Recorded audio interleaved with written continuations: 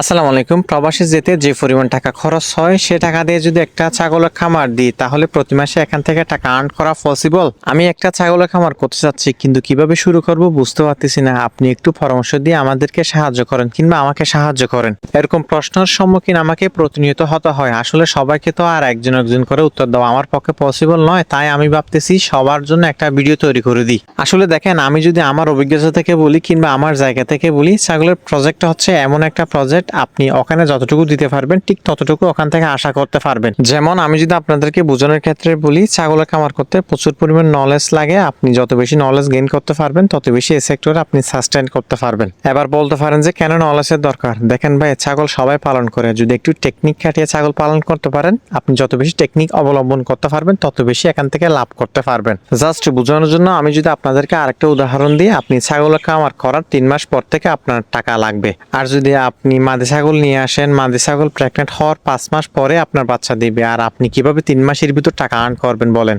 আপনি যদি সত্যি 3 মাসের ভিতর টাকা আর্ন করতে চান ছাগল পালন করে, তাহলে আপনাকে করতে হবে ফেটেনিং কিংবা আপনার খাসি ছাগল মোটা তাজাকরণ। এবার আসেন, আমি বারবার নলেজের কথা কেন বলতেছি? আপনি 3 মাস মোটা তাজাকরণের জন্য একটা ছাগল নিয়ে আসলেন। আপনি যদি ওই ছাগলটাকে সুস্থ আছে কিনা কিংবা মোটা হবে কিনা ওইটা যদি নিজেই না বুঝেন, মানুষের কথা ধরে কিংবা দালালের ফাঁদে পড়ে যদি আপনি অসুস্থ ছাগল কিনে নিয়ে আসেন, 3 মাসে ছাগলটা মোটা হওয়া দূরের কথা, আপনি যে টাকা দিয়ে ছাগল কিনছেন 3 মাসে আপনাকে ট্রিটমেন্ট যাবতে সেম টাকা আপনাকে খরচ করতে হবে। যেমন আপনি যদি 5,000 টাকা দিয়ে একটা খাসি কিনে নিয়ে আসেন, আরো 5,000 টাকা ট্রিটমেন্ট যাবতে আপনাকে খরচ করতে হবে ছাগলটার পিছনে। দিন শেষে আমার মনে হয় না ওটা 5,000 টাকার উপর আপনি বিক্রি করতে পারবেন। তাহলে আপনি 3 মাস পালন করছেন, পুরাটাই লস। সো নলেজ ছাড়া ছাগলের খামার করা একেবারে অসম্ভব বললে চলে। এবার আসেন, করণীয় কি? কিভাবে ছাগলের খামার শুরু করবেন? প্রবাসে না গিয়ে কি আপনার ছাগলের খামার শুরু করা কি আপনার বুদ্ধিমানের কাজ হবে নাকি আপনার বোকামি হবে? প্রথমত হচ্ছে, প্রবাসে যদি ভালো একটা জায়গার মধ্যে আপনি যেতে পারেন তাহলে অবশ্যই চোখ বন্ধ করে প্রবাসে যাওয়া অনেকটা চালাকি হবে। দ্বিতীয় নম্বর, ছাগলের খামার করার আগে আপনাকে একটা জিনিস সবসময় মাথায় রাখতে হবে,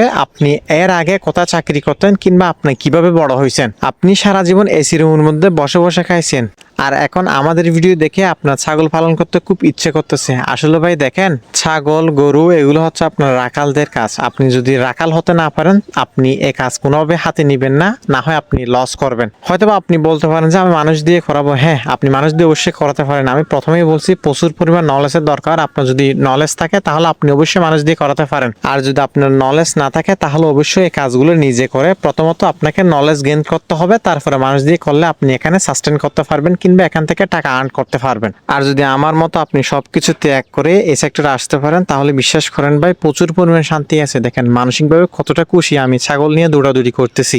আমার যে কি পরিমাণ ভালো লাগতেছে এটা আল্লাহ ছাড়া হয়তো বা আর আমি ছাড়া কেউ জানে না। ছাগল যদি সুস্থ সবল থাকে আর যদি আপনি ছাগল পালন করে কিছু টাকা আর্ন করতে পারেন, এখানে যে কি পরিমাণ শান্তি এটা আল্লাহ ভালো জানে। আর যদি আপনি লস করেন, সামনে যে হাঁটবেন ওই রাস্তাটাও আপনি খুঁজে পাবেন না ভাই। আজকে যে আমি পাটা ছাগলটা এখানে বের করছি এটা শুধুমাত্র খেলা করার জন্য নয় কিংবা ভিডিও করার জন্য নয়, এটা বের করছি তার পিছনে অনেক বড় একটা রিজন রয়েছে। প্রথমত হচ্ছে, এখন আপনার ব্রিডিং সিজন চলতেছে, ছাগলটার পাশে কেউ যেতে পারতেছে না, খাবার দিতে পারতেছে না, ছাগলটা সবাইকে মারতেছে। ছাগলটা প্রচুর পরিমাণ উত্তেজিত এবং খাবার দাবার খুব একটা খাচ্ছে না। তার মাথার মধ্যে সবসময় ব্রিডিং করার চিন্তা ভাবনা। যেহেতু ছাগলটাকে আমি খামারে নির্দিষ্ট একটা স্থানের মধ্যে বেঁধে রাখি, যার ফলে ছাগলটার মাথার মধ্যে সবসময় এইসব চিন্তা ভাবনা ঘুরপাক খাতে থাকে। আমি যখন ছাগলটাকে ছেড়ে দিয়ে একটু দৌড়াদৌড়ি করাচ্ছি তখন হচ্ছে আপনার ছাগলটার মাথার মধ্যে যে ব্রিডিং করার একটা চিন্তা ভাবনা ছিল সেটা একেবারে চলে গেছে। সে এখন হচ্ছে আপনার খেলাধুলা করতে ব্যস্ত। দ্বিতীয় নম্বর যেটা হচ্ছে, আপনার তার শারীরিকভাবে একটা ব্যায়ামেরও দরকার আছে। সারাদিন যদি একটা ছাগলকে আমি এক জায়গায় বেঁধে রাখি হজমের সমস্যা হতে পারে, যেহেতু এখন দৌড়াদৌড়ি করতেছে ভালোভাবে হজম হবে। তৃতীয় নম্বর হচ্ছে, দৌড়ানোর ফলে ছাগলটা প্রচুর পরিমাণ ক্লান্ত হয়ে যাবে, আর ক্লান্ত ছাগল আপনার ব্রিডিং করাতে আপনার খুব একটা ইচ্ছুক নয়। এই সমস্ত টুকটাক নলেজ গুলো আমার ভিতরে আছে বিদায় আমি এগুলো কাজ চোখ বন্ধ করে করতে পারতেছি।